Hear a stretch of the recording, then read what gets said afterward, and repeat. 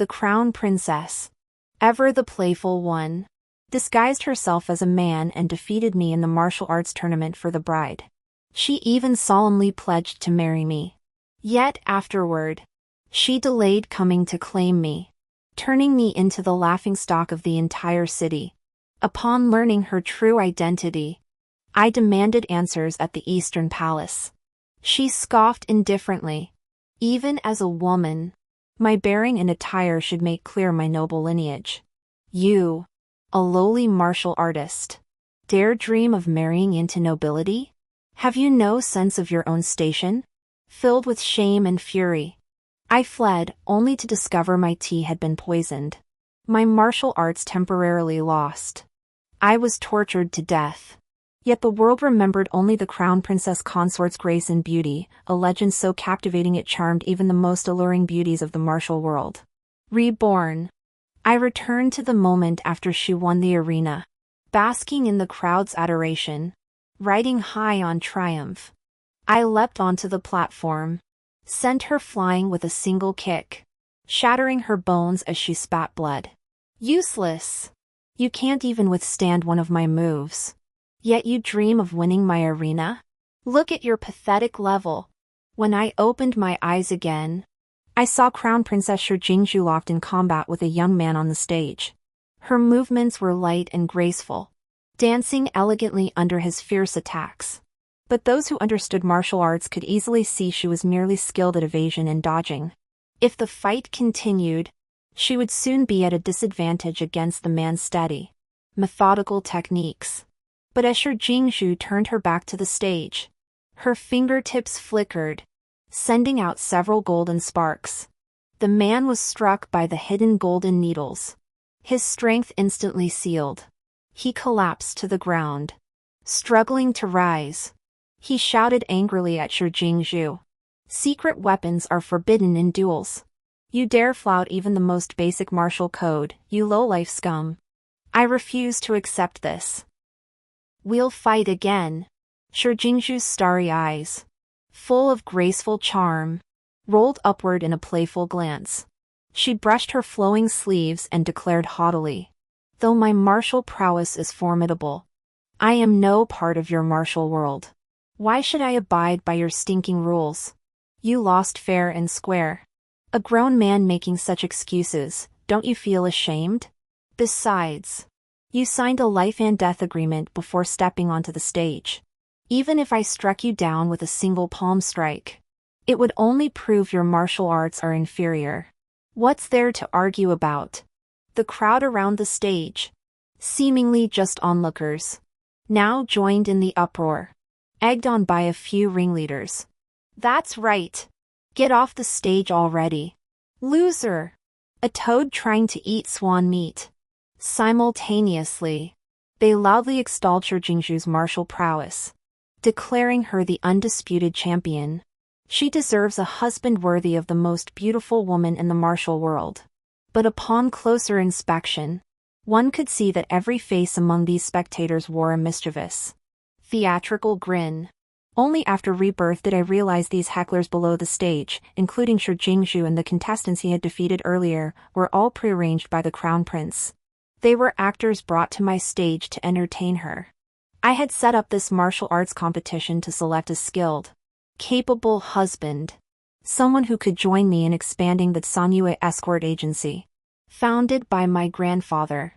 Yet they treated my lifelong commitment as an amusing puppet show, manipulating it at will. Now that I've been granted a second life, I'll make them understand. Since they've entered this play, if they can't handle the game and wish to withdraw, it's not up to them to decide. Shi Jingzhu basked in the adulation of the crowd below the stage. Turning, he mimicked the mannerisms of those idle young nobles, offering a flippant bow toward me, hidden behind the gauze curtains of the viewing platform. Having had the honor of winning Miss Sung's challenge today, once I report this to my parents, I shall certainly come with 3 mediators and 6 betrothal gifts to marry you. As he spoke, his face beamed with smug satisfaction. Yet his gaze lingered, lingering on a man below the platform adorned with a silver crown and jade sash. That man was none other than Crown Prince Chiyu, the very one who, to amuse his beloved wife, had destroyed my family. In my past life, father, watching from the viewing platform, saw Shi Jingzhu's martial arts were not particularly solid and knew nothing of his background. He was not entirely in favor of this marriage. But my fellow brothers and sisters at the escort agency were mostly rough-and-tumble fellows who didn't sweat the small stuff. In a moment of carelessness, I was utterly captivated by Shi Jingzhu's disguised beauty. I tugged at my father's sleeve, pleading for him to agree to the marriage. Seeing my fervor, and Shi Jingzhu's solemn promise to come and wed me, my father personally leapt onto the stage to exchange tokens with Shi Jingzhu, sealing our betrothal. He even publicly invited everyone to our wedding feast. Looking back now, how joyful we were then must have seemed utterly foolish and laughable to Shi Jingzhu, Chiyu, and the others.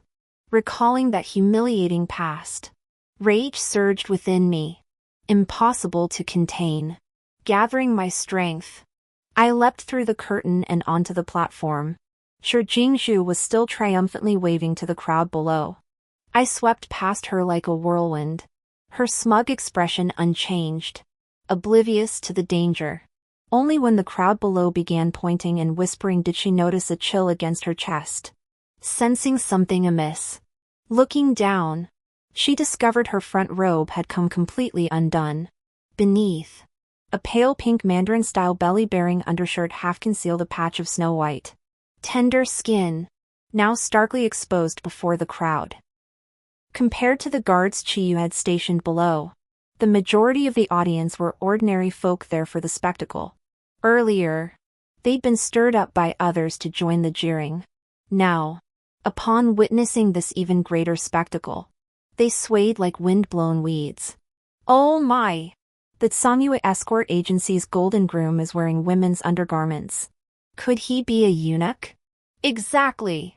No wonder he looked so delicate and soft-skinned, not like a real man at all. Marrying a beauty like the eldest Miss Song to him would mean she'd be living a life of celibacy. Chiyu was also shocked and flustered, urgently sending men up to the stage to shield Shi Jingzhu, hoping to prevent anyone from catching a glimpse of his delicate wife's beauty. But to prevent anyone from disrupting the competition, father had already dispatched skilled brothers-in-arms from the escort agency to guard the perimeter of the stage, forbidding anyone from approaching. Shi Jingzhu hastily wrapped the front of her brocade robe around herself and frantically scanned her surroundings to find the troublemaker. When she looked up, she saw only me, clad in a green robe with jade sleeves. My robes billowing as I stood atop the flagpole of the Songyue escort agency. "Young master," I said, "with your half-baked, showy martial arts, you dare aspire to be my husband? That's truly a toad dreaming of swallowing a swan. If you want to claim first place, beat me first." With that, I pushed off the flagpole's peak. In the blink of an eye, I stood before her. She was still lost in the delusion of having defeated all challengers at the banquet. Now, she merely offered a disdainful smile, leisurely assuming her fighting stance. "My dear, care to spar with your future husband ahead of time? Rest assured, I'll go easy on you. Hurting a beauty like you would be like my skilled hands crushing a flower." Before she could finish, I unleashed the carefree step, closing the distance in an instant. Then, against her delicate, pearly cheek, I delivered a sharp, resounding slap. Confusion flashed in her eyes. "Who's the shameless one hitting me?" "You? But you only swayed just now." Before she could finish, I shifted again, landing another crisp slap on her other cheek. This time, it wasn't a single blow, but a flurry. Shi Jingzhu, at my mercy, flailed helplessly, unable to defend herself. A purplish-red imprint of 5 fingers quickly swelled on her cheek. Yet the crisp slaps continued unabated. The original handprint was overlaid by new ones. She couldn't even catch a glimpse of my ghostly movements, clutching her head to shield her face as she scrambled about the open stage like a rat in the street. The slaps rang out like large and small pearls falling onto a jade plate, crisp and pleasing to the ear. At least it eased some of the resentment and pent-up frustration from my past life. I rotated my tired wrist, temporarily halting my torment. Perched on the railing, I gazed down at her with a smile. What noble character. Young master. You didn't even dodge this barrage of slaps from a lowly woman. If I were to marry you, I'd likely never strike back or retaliate with words. Though your martial arts are abysmal, your magnanimity is impressive. Perhaps you're worth considering after all. The crowd below the stage had already been roaring with laughter at Shi Jingzhu's pathetic, scurrying appearance. Now, hearing my taunts, their laughter grew thick with scorn. Shi Jingzhu clutched his swollen cheek, a faint trace of blood seeping from the corner of his mouth. He shot me a venomous glare. You have no regard for martial code, attacking me when I was off guard. The premier escort agency in the martial world dares to bully a weak man like me. Just moments ago, she was indignantly arguing that others shouldn't expect her to follow martial code, and now she dares invoke it to bind me? I stood with hands clasped behind my back, offering her a mocking smile reserved for the defeated. Had we followed martial code, you'd likely be lying here with severed meridians, exhaling more than you inhale. Turning my head, I caught sight of Qiyu amidst the crowd. He had long ceased his frantic attempts to command guards to rescue Shi Jingzhu. Instead, he stood there with deliberate grace, his deep phoenix eyes casting scattered glances toward the stage. Shi Jingzhu, noticing my gaze shift elsewhere, gave a subtle, venomous smile. In the blink of an eye, several golden needles, gleaming with an eerie green light, shot toward my face and vital points. Hee. Mist song. You've spoken too soon. A vulgar, lowly martial arts woman dares provoke me? Taste the might of my golden needles piercing the bones. Anticipating this, I soared into the air in an instant, sweeping my sleeve to unleash a palm wind. The needles instantly reversed course, shooting back toward their origin. Then, gathering my strength, I kicked high, aiming straight for Shi Jingzhu's chest. Her petite frame traced a smooth arc through the air. With a thunderous crash, she smashed through the sturdy iron anwood railing, landing heavily on the stone pavement outside the arena. The moment her body hit the ground, the sound of snapping bones reached my ears like the most delightful melody in the world. Only the tremendous crash of Shi Jingzhu's landing snapped Qiyu out of his daze. As if he'd awakened from a dream, he hurriedly pushed through the crowd, rushing to Shi Jingzhu's side and cradling her in his arms. She was badly injured. Uge. Shi Jingzhu opened her mouth, only for a gush of blood to spurt forth. Qiyu hastily ordered someone to fetch an exquisite wooden box, from which he retrieved a pill and fed it to her. The pill took effect swiftly. Shi Jingzhu caught her breath and clutched Qiyu's sleeve tightly. Uge. This woman attacked me in broad daylight, trying to take my life. Send men to arrest her at once. Unless she's torn to pieces, my hatred will never be appeased.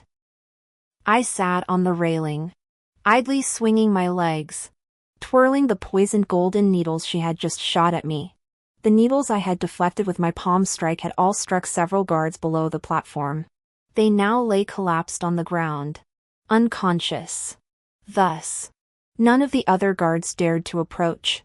I merely drew my sword to disperse the onlookers. The life and death contract you signed upon entering the arena remains in my father's possession. This martial arts match for a bride has been duly registered with the authorities. As you yourself stated, even if I were to strike you down, you could only blame your own mediocre martial arts skills and inferior technique.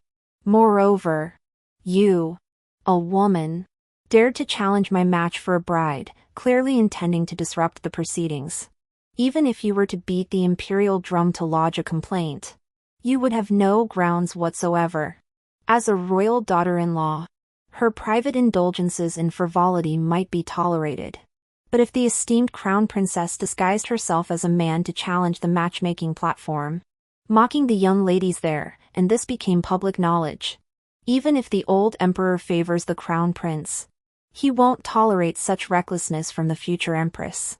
Then, memorials impeaching the crown prince would flood the court like snowflakes. Shi Jingzhu refused to let it go, still clamoring to execute me on the spot. But Qiyu had naturally considered this consequence, his gaze turning icy. "Ah, Zhu, cease this nonsense. With injuries like yours, how can you still find strength to quarrel? Return first and tend to your health." He was the one who had indulged his beloved consort's lawlessness. Now that trouble had sprung from it, he was also the one blaming others for the chaos. He entrusted Shi Jingzhu to the maidservant's care, then strode proudly onto the platform and bowed deeply to me. "Miss Song," he said, "Songyue Escort Agency's protection services are renowned for their flawless record. A reputation I've long heard of. My wife has been spoiled by my indulgence. Her actions today were truly reckless. I offer my deepest apologies to you and Senior Song on her behalf. I only wonder about the extent of her injuries. Has she been poisoned? If so, I beg you, miss, to show mercy and spare her life. I shall repay you in kind in the future." I narrowed my eyes and deliberately answered in a loud voice. "Your wife merely broke a few bones and suffered some pain. I knew my limits, her life is certainly not in danger. However, she will likely never wield her internal energy or lightness skills again. But don't be too upset. Her fancy martial arts moves were useless anyway, they might as well have been non-existent. From now on, she'll be confined to the inner chambers. No more wandering about causing trouble with her blind ambition. In my previous life, I had encountered Shi Jingzhu and knew her somewhat. She believed that having studied martial arts under a renowned master, her bold and spirited demeanor set her far above the delicate women confined to the inner quarters. Qiyu doted on her, secretly hiring skilled guards to protect her. This pampering made her believe her meager martial arts could truly let her run rampant in the martial world. Now, hearing that the martial arts she'd prided herself on her entire life were ruined, rage surged through her. She opened her mouth to hurl insults at me. But instead, she suddenly vomited a large mouthful of blood. I watched her swollen cheeks, mouth full of blood, a pitiful and ugly sight. I turned to Qiyu and flashed him a radiant smile. It startled him, freezing his expression. What did it matter if Shi Jingzhu's martial arts were ruined? This lifetime, I would make sure that everything she cherished, everything she held dear, not even the slightest bit, would be taken from her. Back home, father couldn't help but scold me a little. "Qiyu, this capital teems with imperial nobility. I've always urged you to temper your sharp edges and avoid trouble. Why such recklessness today?" I started to retort, but seeing the prematurely graying temples on my father's head, still not yet 40, I swallowed the words on my lips. My mother was the only beloved daughter of the Songyue Escort Agency's master. She chose my father as her husband through a martial arts match for a bride, and they lived a lifetime of deep affection. Father was once a dashing swordsman, utterly devoted to his art. Now, however, those hands that once danced with blades and swords now flicked the beads of an abacus. It was simply because expanding the Songyue Escort Agency was my mother's unfulfilled lifelong wish. To secure more business, he must also navigate the social demands of officials. Finally gaining a foothold in the capital. Father was right, in this city teeming with nobility, offending someone unseen could bring deadly consequences. In my past life, after I was captured, father stormed the Eastern Palace alone to demand my release. But he fell into a trap that Qiyu had set long ago. Qiyu's strategists had developed a devastating firebomb. Despite father's formidable martial prowess, his flesh could not withstand the blast's fury. He was blown to pieces. Shi Jingzhu bound me, pried open my eyelids, and forced me to witness father's body reduced to nothing but scattered remains. He stood by, watching like a puppet show. amused to the point of laughter. Back then, with my limbs broken and martial arts lost, I was but an ant ready to be crushed at any moment. How could I possibly protect my own kin? Father's concerns were not unfounded. Offending these petty villains would indeed invite endless calamity. But since heaven granted me a second chance at life, I would no longer be that helpless ant waiting for death. After the martial arts match for marriage, I had father and the brothers of the escort agency spread the word. The eldest daughter of Songyue escort agency, her match disrupted, was in low spirits and had retreated alone to the family estate outside the capital to clear her mind. My return to the ancestral home was actually because several retired managers of the escort agency lived there. I sought their guidance on agency affairs, preparing to assist my father in managing the business in the future. The rest of my time was devoted to training and honing my sword skills. How many women, like my mother, find a husband through a martial arts competition who will truly stand by their side for a lifetime? Relying on heaven, earth, or men is no match for relying on one's own abilities. However, navigating the world of those wielding great power requires more than just martial prowess. How to proceed in the chess game ahead demands careful, long-term planning. That day, I was sorting through accounts in my room, growing weary. I drew the sword hanging on the wall and practiced a set of the wind-returning willow dance beneath the apricot blossoms in the courtyard. This was a Tian Shan school sword technique father had learned by chance years ago. When wielded, it created a wind of intent, ethereal and graceful. The sword's wind swept through the tree, causing blossoms to fall in a shower from the branches. Petals rained down, mingling with my flowing hair. My adopted younger sister, Qing Shuang, couldn't help but clap and cheer at the sight. But her applause was so loud it startled someone from the wall. Seeing the falling figure, I lightly touched a petal with my toe and swiftly leapt forward, catching the person securely in my arms. Amidst the shower of blossoms, the person in my embrace met my gaze. Their deep pupils shimmered with an obscure, enigmatic light. Only after I gently set them down did I recognize them with utter astonishment. The husband of the woman who ruined my martial arts match for marriage. How could it be you? Chiyu lifted the corners of his mouth in a smile, offering me a slight bow. Missed Song. I moved into the neighboring residence just a few days ago. Today, hearing the rustle of swordplay, I assumed some noble knight was practicing and climbed the wall out of curiosity. Never did I expect it to be the ethereal maiden from the martial arts match, you're dancing graceful as a celestial being. Lost in admiration, I stumbled and fell. Fortune smiled when you rescued me. Had I tumbled 3 zhang from that height, I fear I might have broken a few bones. I pretended to be amused, my eyes crinkling in a bright smile. He couldn't help but stare again, only snapping back to his senses when he realized his rudeness and hastily looked away. Missed Song. My humble abode has just been renovated, though it cannot compare to famous mountains or scenic waters. I've put considerable effort into it. Would you be so kind as to grace me with a visit? Unlike the reserved noble ladies Chiyu usually encountered, I readily agreed with a generous nod. Chiyu intended to lead me through the main gate. I shook my head with a smile, instead grabbing his collar. With a slight exertion of energy, I pushed off lightly. He leapt alongside me, landing atop the high wall separating the 2 residences. The spring scenery was breathtaking, and from this vantage point, the garden's beauty was laid out before us in full splendor. As the crown prince, Chiyu had been carefully guarded by his attendants since childhood. He had never experienced the thrill of soaring through the air, rising and falling with the wind. With the intoxicating spring breeze and a beauty by his side, how could he remain unmoved? I need only turn my ear slightly to hear the thudding of his heart.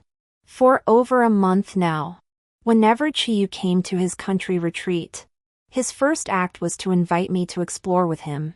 Whether admiring blossoms in the rain or galloping on horseback, we have traversed every scenic spot in the capital's outskirts. Gold and jade ornaments, Brocades and silks, I've lost count of how many baskets he's sent these days. The seals on those wooden chests brimming with precious goods bore Chiyu's crown prince's seal, gleaming brightly. It was a direct declaration of his exalted status as the heir apparent.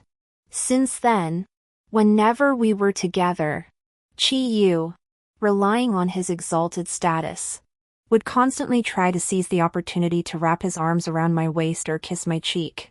But I would always use my lightness skills to evade him, leaving no trace. After that, whenever he invited me to tour the mountains and rivers again, I would say I was a bit bored, that I had lost interest, and refused to go with him. These places were ones I frequented daily. Could there truly be no novel spots in the capital I hadn't yet explored? He pondered briefly before proposing a brilliant idea. Disguised as one of his personal maidservants, he brought me into the imperial palace.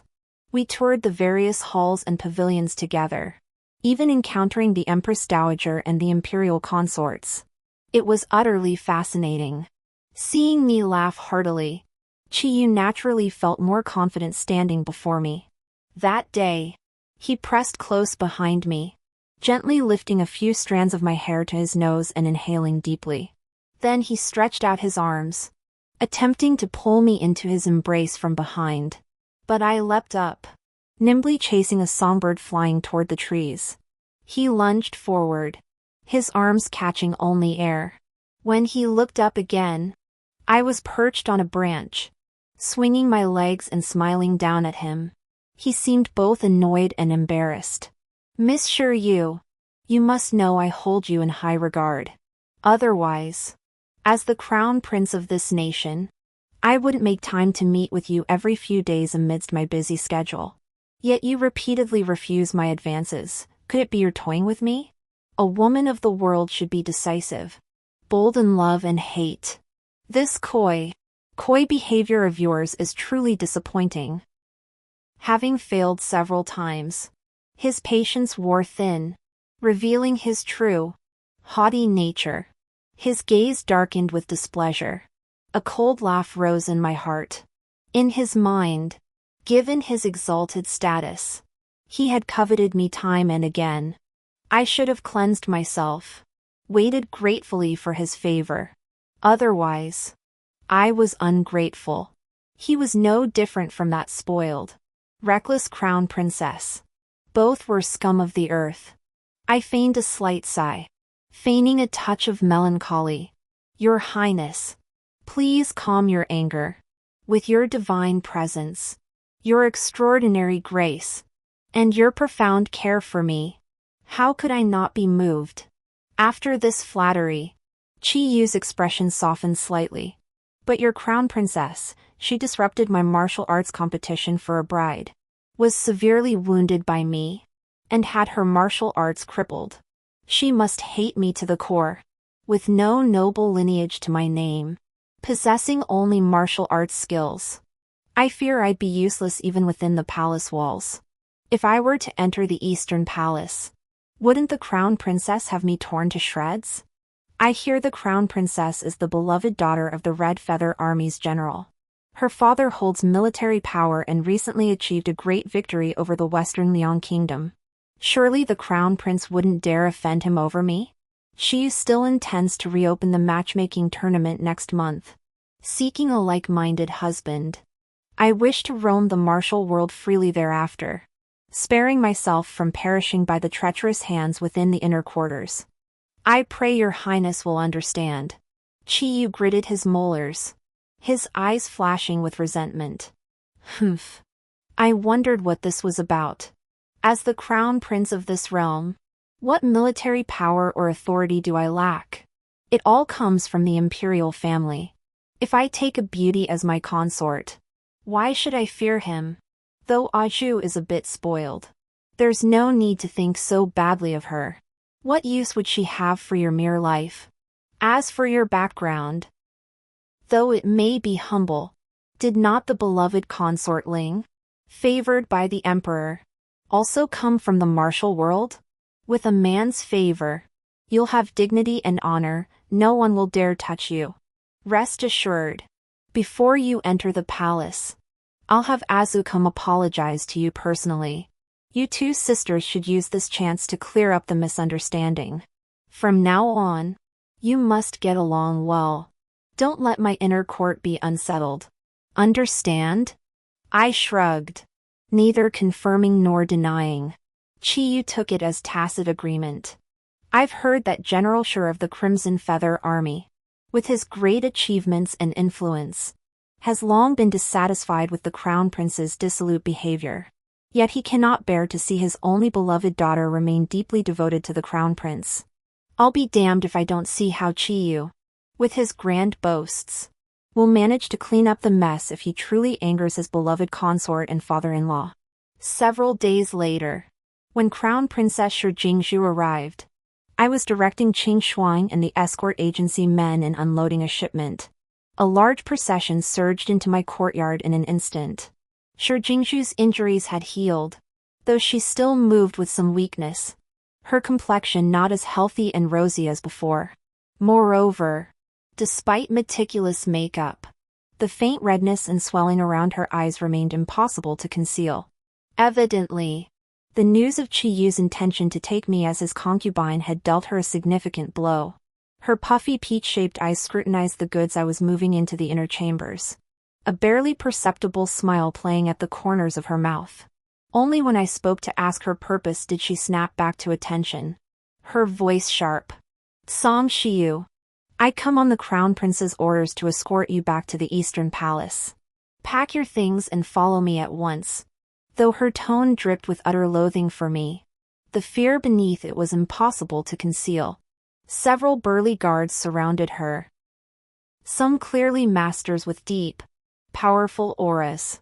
Judging by her bulging form, she must have worn soft armor beneath her palace robes. Seems I really scared the wits out of her.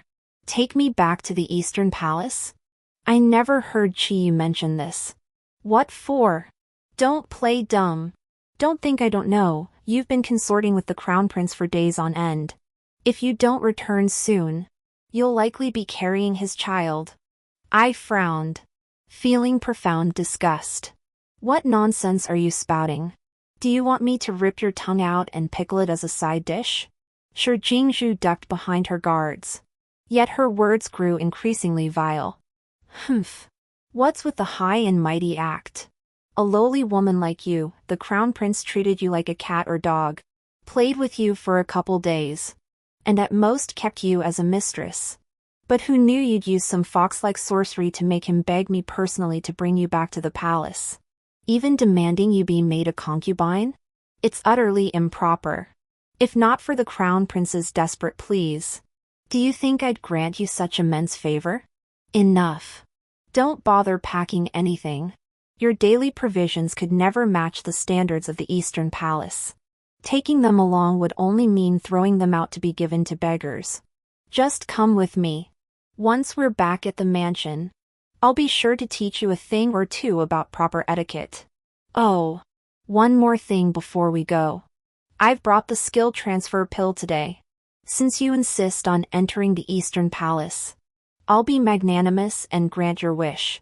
But before we leave, you must take this pill and transfer all your internal and external martial arts techniques to me. Otherwise, don't even dream of touching the Eastern Palace's door. As Shi Jingzhu spoke, her face wore a look of pure satisfaction, as if I were already a lowly slave at her mercy, to be trampled upon at will. I leapt up, soaring onto the eaves of my house. From my lofty perch, I swept a contemptuous glance over the entire group. Then, I burst into laughter, a raucous, uncontrollable laugh that left me doubled over, gasping for breath. Where on earth did this couple get their confidence? That cramped, dreary Eastern Palace, a hell that devours its own? Why would I ever dream of squeezing my way into such a wretched place? Shi Jingzhu grew even more furious at my laughter. You seductive vixen. Laugh all you want. Laugh a little more. And once we're back in the Eastern Palace, you won't have many chances left to laugh. The venom in the corners of her eyes and brows made me involuntarily recall the vicious deeds of my past life. I immediately stifled my laughter. my pupils gradually constricting. I crushed a piece of blue roof tile into a small pebble, channeled my inner energy into it, and flicked it out with my finger. Jingzhu's guards sprang into action the moment I moved, forming a tight protective circle around their mistress. Behind her, a tall, slender woman in green robes drew her sword with lightning speed. A flurry of sharp sword light swept through the air, and the pebble I'd sent flying was met with a forceful counterattack. I dodged, managing only to evade the vital areas. Yet a stone grazed my cheek, leaving a bloody trail and slicing off a lock of hair. Seeing this, Jingzhu leapt up, clapping her hands and laughing loudly. Ha ha ha ha. Good servant. Truly worthy of being given to me by my senior brother, you are extraordinary. Song Shiyu, your skills are nothing special. Before a true master, you are just as helpless. Qing Shuang, witnessing my humiliation, dropped the cargo she was carrying and leapt onto the roof to shield me. Yun Li, attack! Slash her face to pieces first. Then take her head. The green-clad woman remained unmoved. Her voice low and steady. Senior brother Jiang only instructed me to protect your life. He did not command me to interfere with anything else. With that, she coldly stepped aside, ignoring Jingzhu entirely. Still fuming, Jingzhu continued barking orders at Yunli. Seizing the moment, Qing Shuang and I retreated into the main hall's doorway. Qing Shuang flicked her wrist, scattering a cloud of white smoke toward the crowd outside. Instantly, everyone, Jingzhu included, felt their breathing grow labored, their chests tighten, and their tongues go numb. They dared not make a single move. Qing Shuang bellowed. Scram back to your quarters. Each of you must find a pound of virgin urine and chug it down. Only then will this poison be fully purged. Otherwise, within 3 days, your meridians will snap, and you'll die. Qing Shuang had always shown remarkable talent in concocting poisons. In my previous life, I deemed poison an unscrupulous art and forbade her further research. But reborn, remembering how Jingzhu had outmaneuvered me then, I wholeheartedly supported Qing Shuang's poison-making endeavors. Now, using poison to counter poison, making these fools scramble to drink urine, was utterly satisfying. The group fell into chaos upon hearing this, clamoring to shield Jingzhu as they fled in disarray. That night, a letter was pinned to the door of the Crown Prince's residence with a green-bladed dagger. It contained my final farewell to him, along with a lock of my hair, severed by Jingzhu's men. The Crown Princess regards you as unchaste and constantly plots to take her life, truly terrifying. Our bond with your highness was shallow. I lack the fortune to remain by your majesty's side. Henceforth, like this severed strand of hair, we part ways, each to find their own happiness. After dawn, I solemnly entrusted several matters to my father before leaving home with Qing Shuang. We quietly settled into a small courtyard near the imperial city walls, a convenient base for my work. Barely 10 days passed when my junior apprentice brother from the escort agency arrived at the courtyard, dust-covered and breathless, bearing urgent news. Senior sister, it's just as you predicted. Our escort agency has been sealed off by the Crimson Feather Army. They actually claim you colluded with some deposed prince of the former dynasty, plotting rebellion. They're hunting you down everywhere. Senior sister, you mustn't wander about. Stay hidden these next few days. The Crimson Feather Army has always been responsible for waging war on the battlefield and defending against foreign enemies. Hunting down criminals is not their duty. This matter is undoubtedly connected to Jingzhu's father, Wangde, the leader of the Crimson Feather Army who holds military power. I calmed my anxious junior apprentice brother. Fortunately, father heeded my advice and had already led the entire escort agency back to Yanqi Mountain, where he once trained, to hide. Only our sharpest junior disciple remained behind, lurking nearby to gather intelligence.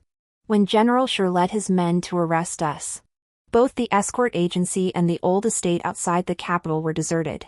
Yet they dug up the ground, even breaking into the secret chamber where we hid valuable cargo, plundering it clean. Posters of our entire escort agency were plastered across the capital, with the Crimson Feather Army conducting searches everywhere in the suburbs. No one could have imagined I was hiding just a few hundred meters away from the side gate used to transport rice, meat, and vegetables into the imperial city. What they never imagined was that as night fell, I arrived outside the imperial city with Qing Shuang and surrendered to the captain of the night patrol infantry. The captain, leading a small squad, heard I was Songshiryu of Songyue escort agency, voluntarily turning myself in. Greed flashed in their eyes. The general has ordered, if you encounter this woman, make her suffer first before bringing her for interrogation. Brothers, attack! I watched as their filthy hands reached toward my chest. Before I could act, Qing Shuang fired a volley of bone-piercing darts. Those struck were instantly overcome by a stinging, itching agony, collapsing to the ground in anguished moans. Only an older soldier who seemed more honest was left behind, ordered to lead the way ahead. Sister, if it comes to it, we'll just roam the Jianghu. A mere crown prince of Liang Kingdom can't catch us. Why should we go with them? Qing Shuang kicked the man on the ground and asked in confusion. I patted her hand. Good girl. I have another important task for you. If you do well, there will be plenty more exciting things to come. Qing Shuang perked up instantly, skipping happily as she followed me inside. Our destination was an inconspicuous building in an open area at the edge of the palace grounds. Upon entering, we first saw Qiyu and Shi Jingzhu standing side by side in the main hall. Beside them sat a middle-aged man clad in iron armor. His face was covered in thick, curly beard, his eyes sharp and piercing, commanding respect without needing to raise his voice. This must be General Shi Mingde, the fearsome leader of the Crimson Feather Army. He didn't even glance at me, instead turning to Shi Jingzhu and saying, My dear daughter, is this the woman who injured you and even tried to seize the crown prince from you? Shi Jingzhu nodded, her expression filled with profound grievance.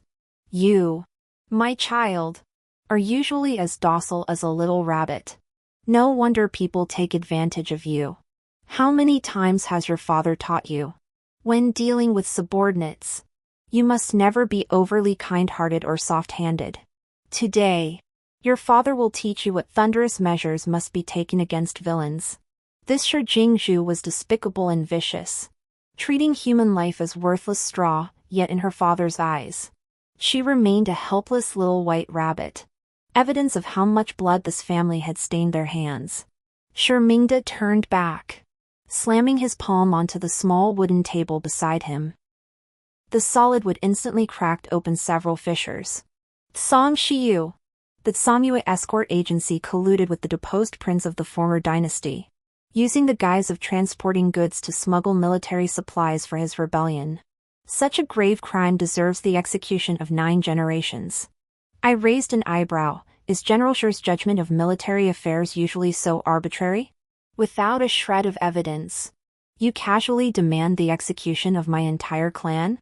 Shi Mingde had anticipated this retort. With a casual wave, a soldier presented an exquisitely crafted small box bearing my escort agency's seal. Lifting the box, Shi Mingde revealed its base, an engraved seal bearing the former dynasty's imperial name. Jean, since you demand proof, I must ask, why does this Jean seal appear on a box guarding your escort's cargo? Shi Jingzhu chimed in from the side, which? The evidence is clear. What good is your evasion now? Treason and collaboration with the enemy leave you only one path, death. Guards, execute this witch on the spot. The order echoed as the sound of hurried footsteps and clashing armor filled the air around the house. Qing Shuang grew tense. Sister, we seem surrounded. I'll stun them with poison darts, you must flee quickly. But upon entering, I'd already secretly surveyed the surroundings. This room's windows were sealed shut, and the door was locked from the inside after we entered. Moreover, behind Qiyu and the other, the woman named Yunli stood concealed. sword drawn and poised to strike. Shi Jingzhu narrowed his eyes. His face twisted with satisfaction. Humph. You little brat. Shoot away. At worst, we'll just drink a bit more boy's urine. But outside the door are my elite Red Feather Army troops, 3,000 strong. In an instant, they'll chop the two of you into mincemeat. Even with your peerless martial arts, you won't escape today. Qiyu took half a step back. His gaze toward me filled with regret. Yet the words that came out of his mouth nearly made me vomit. Song girl, I've long advised you not to cling to me. Aju and I share a deep and devoted bond. How could I possibly take you as a concubine? It would be utterly inappropriate. To have fallen into this predicament is truly your own doing. What a pity! What a pity indeed! He shook his head repeatedly, sighing as if witnessing a cherished object about to shatter into pieces. I calculated the timing in my mind. It was about right. So I couldn't be bothered with further nonsense. I simply fetched 2 chairs and motioned for Qing Shuang to sit beside me. Standing must have tired you. Frost. Sit down and rest a moment. There's a good show coming up. At these words, expressions varied among the group, yet all shared the same sneer of contempt. Shi Mingde could hold back no longer. With a single command, the door swung open. Soldiers and officers streamed in from outside, forming ranks in unison. This formation was meticulously designed, its focal point directly targeting my vital points. Unlike ordinary military formations, it was clearly guided by a master strategist. I watched as the crowd raised their swords and spears, charging straight toward me. Shi Mingde and his daughter Shi Jingzhu stood there, heads held high, brimming with confidence, waiting to witness my bloody demise and decapitation. I struck down the leaders with a single sword swing, then pulled Qing Shuang up as we leapt onto the roof beams. Using my inner strength, I shattered the roof tiles and burst through, finding temporary refuge on the eaves. Surveying my surroundings, I realized the room was now densely surrounded by Red Feather Army soldiers, and there was nowhere else to land around this building. Beads of sweat formed on Qing Shuang's nose. Sister, we can't escape from here. What if they surround us and trap us? I steadied her. Don't worry, Shuang-er. A turning point is coming soon. Remember, you still have a task to complete. Before my words faded, the Red Feather Army soldiers kneeling some distance ahead suddenly collapsed en masse. Gazing into the distance, a procession bearing the imperial yellow canopy slowly approached the side hall through the main gate. His Majesty has arrived. At the Chamberlain's cry, all inside paled, then hurried forward to greet him. Father, at this hour, if you have commands, simply send word to summon your son to Qingyu Hall. Why trouble yourself to come personally? The stern, resolute emperor surveyed the room briefly. I hear you and General Shi have uncovered clues regarding the deposed prince of the former dynasty. Naturally, I must see for myself. Is this the evidence? He pointed to the small, tilted chest before the hall. Shi Mingde reported earlier. Your Majesty, this is cargo destined for Beirong from the Sanyue escort agency in the capital.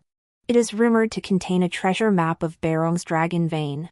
The deposed king of the Jin clan is hiding in Beirong. This Sanyue escort agency procured the treasure map for him and transported it under the guise of an escort mission. They must be colluding with the deposed king, plotting rebellion. Oh. The emperor narrowed his eyes. Open it. Let me see. This crate is secured with a craftsman's special yin-yang lock. I have yet to find a way to open it.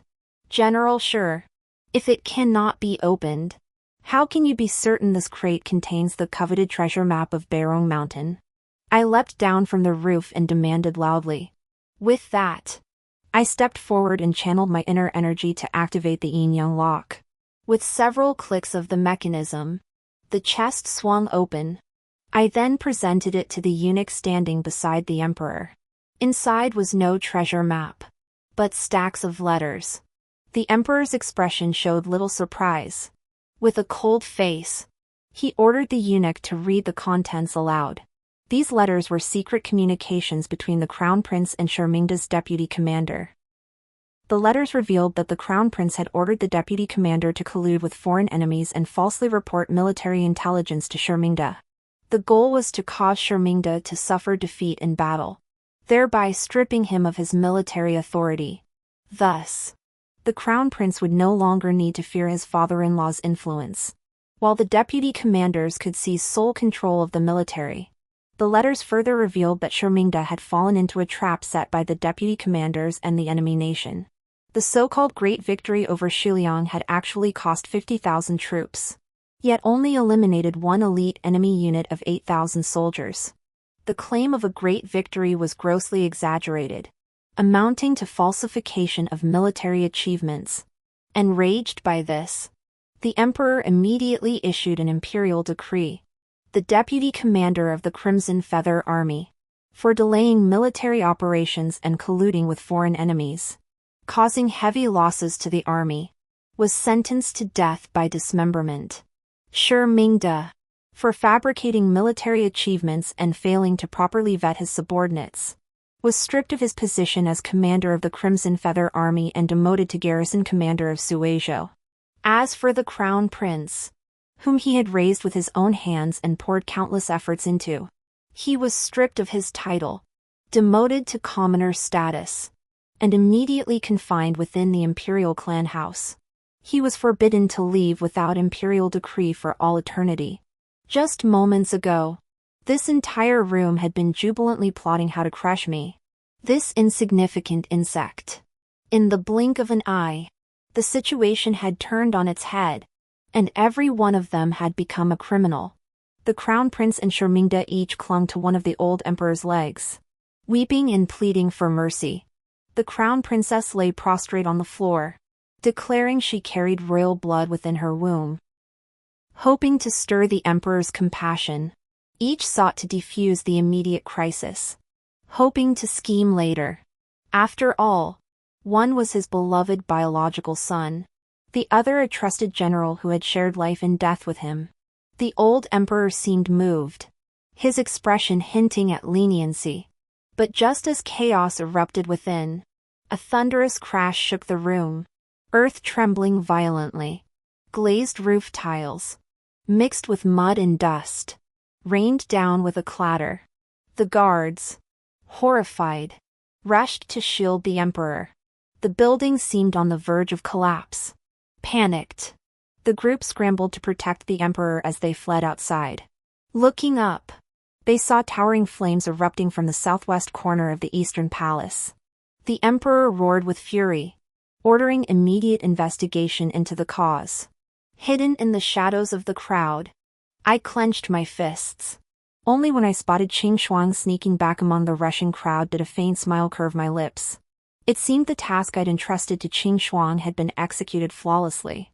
Moments later, several guards outside the hall dragged a man, charred black and with flesh peeling from his body, to kneel before the throne. One of them reported to the emperor, "Your Majesty, this man is an advisor to His Royal Highness the Crown Prince. He was developing explosive fire powder in the rear courtyard when an accident occurred, igniting the chaos that startled Your Majesty. This was the very advisor who, in my past life, had developed explosive fire bombs for the Crown Prince, blowing my father beyond recognition. But in this life, Father was drinking and practicing swordsmanship with his old disciples on Yanqi Mountain. He would certainly not fall victim to this villain.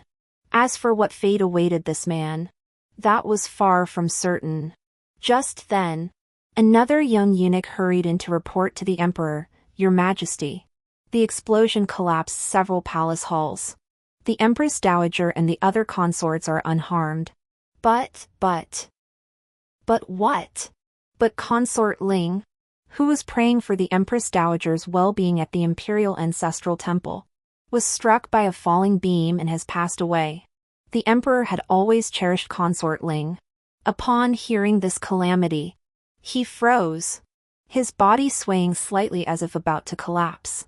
After the imperial physician stabilized him, he turned, snatched the sword from a guard's belt, and thrust it through the heart of the man responsible for creating the firebombs.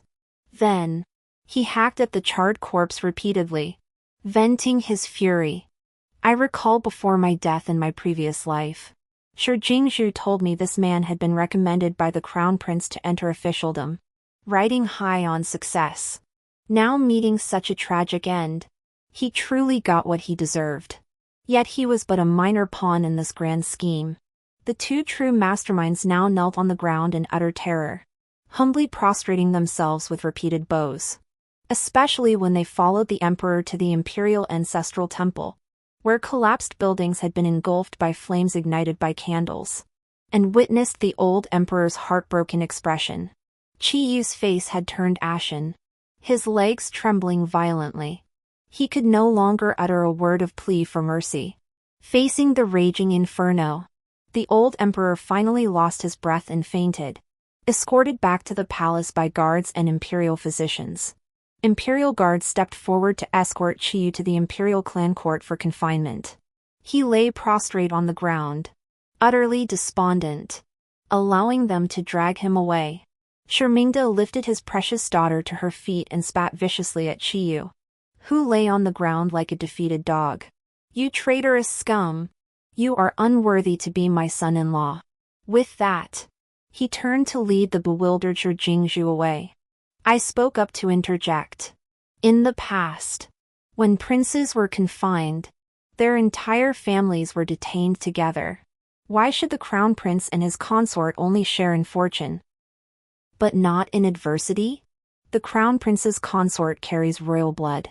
When the young imperial grandson is born, it might stir the emperor's compassion and lead him to release your highness. Who knows? Upon hearing this, Qi Yu suddenly struggled to his feet, his eyes blazing with renewed resolve. Zhu, you're all I have left. You'll come with me, won't you? Rest assured, you're carrying our child. Once this baby is born, father will remember the royal bloodline and restore me as crown prince. Then you'll be the rightful crown princess once more. Shi Jingzhu stroked her belly, her eyes filled with hesitation. Uge, when you wanted to take new concubines, you couldn't wait to cast me aside. Now that you're facing hardship at the imperial clan office, suddenly you remember me? How much of your affection for me is genuine? Azhu! Azhu! I was wrong. I was blind, deceived by those seductresses outside. You are the one I truly cherish above all else. Have you forgotten how I once catered to your every whim? When you disliked my maid, I scarred her face and cast her into a brothel. When you craved sword play, I hunted down dozens to serve as your living targets. All these atrocities, I committed them solely for you. How could you bear to let only me suffer the consequences? Azhu, don't abandon me alone, please? This mad rambling, a mix of coaxing and threats, only made Shi Jingzhu's eyes redden. Finally, she released her father's hand. Father, Yugu is right. I am bound to him by the king of hell. We cannot be separated. I am an unfilial daughter. May father find peace and health henceforth. Consider me never to have existed. Seeing Shi Jingzhu ready to follow him, Qi Yu's spirits soared anew. He nearly prostrated himself, overflowing with gratitude toward her. Noticing me standing nearby, he crawled toward me to demonstrate his loyalty to Shi Jingzhu, clutching tightly at the hem of my skirt. It's all your fault, you seductive witch. I only fancied you for a moment. Never bother me again, my heart belongs only to Azu. Kneel now and beg Azu's forgiveness. Then disfigure yourself and vanish from my sight. Never covet me again. I swallowed hard to suppress the urge to vomit. Qi Yu, you disgusting monster. Let go of me. My icy warning fell on deaf ears. So I reached out and pried his filthy fingers off me. One by one. His mouth still spewed filthy curses at me. But when I twisted his fingers to an unnatural angle, the familiar sound of cracking bones followed. His curses abruptly turned into agonized screams. Shi Jingzhu, witnessing his pathetic, disheveled state, subtly furrowed her brow. Very good. Even if she had temporarily chosen to stand by Qiyu. Yet the utter ugliness a man displays when crushed beneath another's feet was enough to shake the devotion of a woman who worshipped and adored him. Afterward, Ling Fei, having successfully escaped the palace, grasped my hand and thanked me. Good girl, she said. The emperor kept me under strict guard. Without your help, escaping smoothly would have been far from easy. You flatter me, senior. It was your masterful strategy, exploiting the emperor's suspicions and revealing evidence of Qiyu's illicit affair with the deputy general, that allowed me to crush him beyond redemption. After our candid conversation, I learned the consort's name was Yuling, the sacred maiden of the Celestial Lotus Sect. The Celestial Lotus Sect, a northern sect, operates in secrecy, straddling the line between righteousness and wickedness. Yet for centuries, it has maintained intricate ties with the imperial court of Central Plains. The current emperor ascended the throne largely due to the sect's formidable backing. Yu Ling, daughter of the sect's left guardian, was kept within the palace. Though presented as an imperial consort, she served both as a hostage and as the sect's mole within the court. The emperor, deeply enamored with Qiyu's mother, sought to pass the throne to the dissolute and incompetent Qiyu. This displeased the Lotus sect, who desired to retrieve their holy maiden and re-establish the dynasty.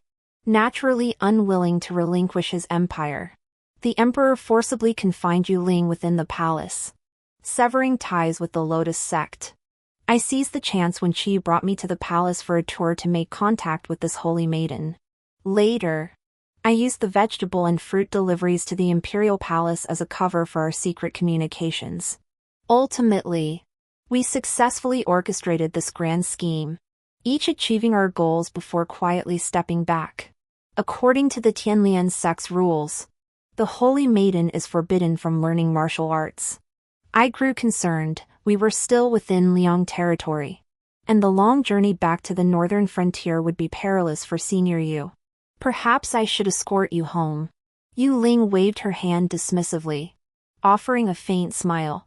From the shadows, a swift, slender figure darted out, trailing behind Yu Ling. It was Yun Li. But why had she protected Shi Jingzhu before? Yu Ling soon resolved my confusion and provided a crucial clue. During the Lotus sect's favorable relations with the emperor, Shi Jingzhu was sent to study martial arts within the sect. Apprenticed to Shang Zhongyin, the right protector.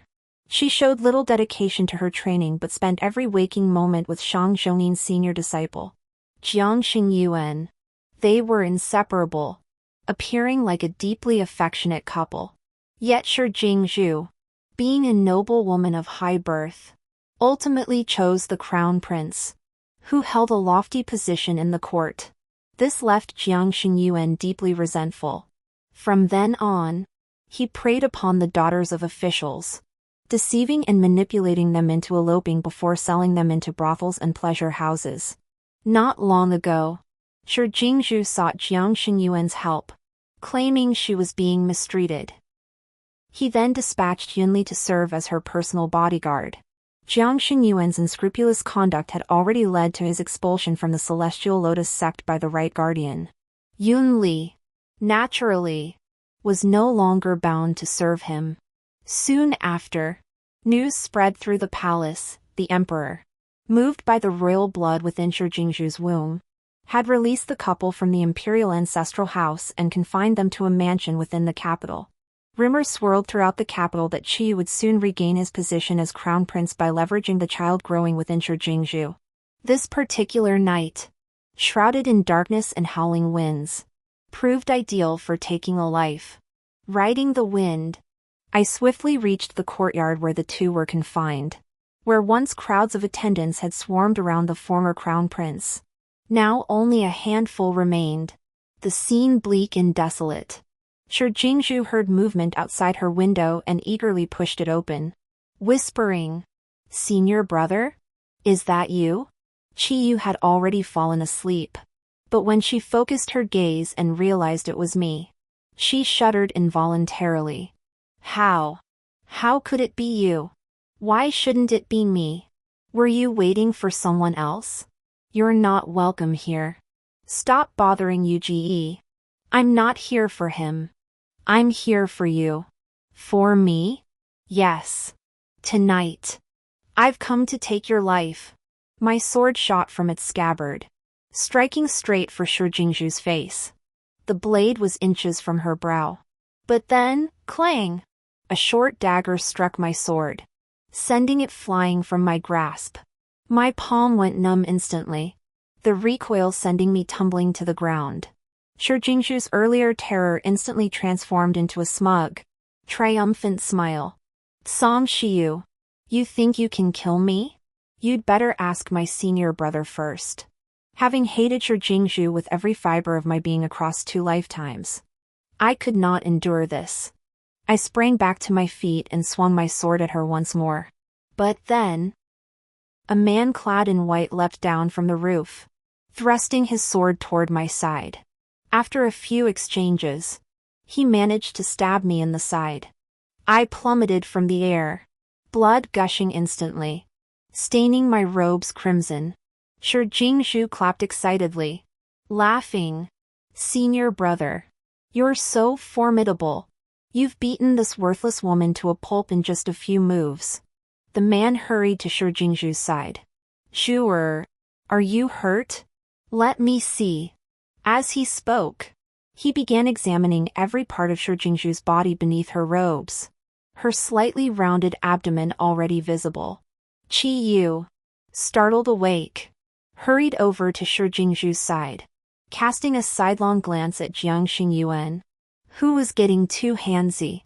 I deliberately feigned severe injury and moaned, but in reality, I slipped unnoticed to the side of the 3 men. Then, swiftly, I fired a handful of Qing Shuang's signature hidden weapons, the snow soul needles. Jiang Xingyuan instinctively tried to dodge upon hearing the whistling of the projectiles. But seeing several silver needles heading toward Shi Jingzhu, he instantly twisted and shifted, using his towering frame to shield her. Qiyu, however, immediately used Shi Jingzhu as a human shield, crouching behind her. Shi Jingzhu remained unscathed, but Jiang Xingyuan couldn't evade in time and was struck by my poison needles. Instantly drained of strength, he still braced himself with his heavy sword, shielding Shi Jingzhu. If you dare harm my junior sister, I'll make sure your entire family finds no resting place. Seeing his utter resolve and my own severe injuries, I couldn't help but show a hint of fear. Finally, I covered my wound, gathered my strength, and leapt onto the roof ridge. But in truth, I merely hid in the shadowy recesses of the eaves, watching secretly. Qiyu was scared pale, his mouth filled with complaints directed at Shi Jingzhu. Zhu, that demoness can't have me. So she's always after my life. Why must you provoke her? Haven't you caused enough trouble already? Your father is merely a city commander now. If you persist in this stubbornness, once I regain my throne, I shall demote you to a secondary consort. That will properly temper your spirit. Shi Jingzhu glanced left at Jiang Xingyuan, poisoned and weakened, yet still half kneeling to shield her. Then she looked right at Qiyu, seething with resentment and impatience. Taking a deep breath, she picked up the dagger from the ground with resolute determination. With the viscous sound of flesh tearing, Qiyu's irritating complaints abruptly ceased. The once lofty crown prince of Liang, who had looked down on all, died at the hands of the very consort he had once spoiled beyond measure. Shi Jingzhu pushed Qiyu's corpse aside with utter disgust. Turning, she embraced Jiang Xingyuan, weeping. Senior brother, when I married Qiyu, I broke your heart. But you were born of humble origins, unmatched to me. the only daughter of the mighty general of the Crimson Feather Army. Yet this time, to protect me, you shielded me from the hidden weapon and took the deadly poison yourself. If I remained as heartless as before, I would be unworthy of being human. Sure, I'm fine. This poison isn't fatal. I only feared you, and the child within you couldn't endure it. Rest assured, I saved you purely out of concern for you, seeking no reward. You mustn't feel obligated to repay me. Before Jiang Xingyuan could finish, something clamped over his mouth. What followed was a series of lewd, wet sounds, utterly unbearable to the ears. Though my heart churned with disgust, the corners of my mouth couldn't help but curl upward. Lifting a tile from the roof, I retrieved the bamboo tube Qing Shuang had given me and blew a wisp of thick smoke into it. This potent aphrodisiac would surely grant them a wedding night where heaven and earth would blur. Meanwhile, within the imperial palace's inner courtyard, Yu Ling's mole was disseminating news of Qi Yu's murder at the hands of Shi Jingzhu's lover throughout the palace. That very night, the emperor dispatched over 1,000 imperial guards, vowing to flay Shi Jingzhu and her lover alive. Days later, word came that Jiang Xingyuan, fighting fiercely alongside Shi Jingzhu, had his leg severed and his eye gouged out by the guard commander. Yet somehow, they managed to escape. Qing Shuang seethed with fury. That bitch Shi Jingzhu has the luck of a dog. Even after all that, she still relies on a man to save her skin. I smiled and stroked her jet black hair. Don't fret, Shuang-er. Do you really think Jiang Xingyuan is some noble hero? We'll just have to wait and see. When someone escapes death only to find themselves plunged into an abyss where death is impossible, that is true despair. The warmth of spring faded, and before we knew it, the scorching heat of June arrived. Ever since befriending Yu Ling, the Northwest transport route, once an impenetrable challenge for our escort agency, suddenly opened wide. Business boomed, keeping everyone busier than ever. That day, Qing Shuang and I joined our brothers from the agency to escort a shipment north. To avoid trouble on the escort route, we disguised ourselves as men. As we reached the Jade Gate Pass, we were astonished to find such enchanting scenery in the middle of the desert, a veritable paradise on earth. After securing the goods, Qing Shuang insisted on exploring the city. The West Quarter Market buzzed with life, teeming with people enthusiastically crowding toward a single spot. Qing Shuang, ever eager for excitement, tugged me toward the throng. When I saw the banners on the stage, I suddenly became lost in thought. Embroidered in bold characters on the crimson brocade flags were the words, "Martial Arts Match for Marriage."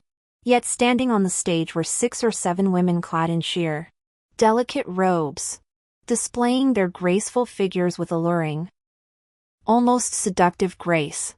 These girls all seemed skilled in martial arts. Likely a scheme to make a living through collaboration, nothing particularly interesting. I was about to call Qing Shuang to leave, but a woman on stage, her gaze vacant and movements stiff, caught my attention. Even the heavy, cheap makeup couldn't hide that face, one I would never forget until my dying day. Shi Jingzhu, by the stage, beating drums and gongs, stood none other than Jiang Xingyuan, clad in white, legless and blind, his face etched with vulgar opportunism. Fellow villagers, come and see. My 5 sworn sisters compete in martial arts for a husband, each one a radiant beauty. For a single tael of silver, you may challenge them on stage. The victor may choose one of these 5 sisters to take home as his bride. But what if one loses? Will the money be refunded? Asked a curious spectator. Refunds? Naturally not. But there are other delights to be had. With that, Jiang Xingyuan dragged Shi Jingzhu onto the stage, parading her body like livestock for the crowd below. If you lose, you may take my sworn sister for one night to enjoy as you please. A night as the bridegroom isn't such a bad deal, right? Below the stage, whether they were coarse, mercenary peddlers or thugs with lecherous eyes, All were stirred by these words. They pulled out silver coins and handed them to Jiang Xingyuan, ready to scramble onto the stage. Jiang Xingyuan called out to the hesitant crowd, "Gentlemen, rest assured. As long as you pay the silver, even if you lose, you can still be my sister's one-night groom. No need to rush, come register with me. One at a time." The man already on stage groped the girl on the platform with lecherous eyes. Those eyeing Shi Jingzhu were mostly elderly or frail men seeking a night of pleasure for money. The greed and lust in their eyes burned several times hotter than those around the other girls. Qing Shuang recognized Shi Jingzhu too, her voice breaking, "Sister. It's sure." Amidst the chaotic crowd, Shi Jingzhu somehow caught her words and lifted her gaze. The moment she saw me, a flicker of light ignited in her otherwise lifeless eyes. "Mist Song, save me!"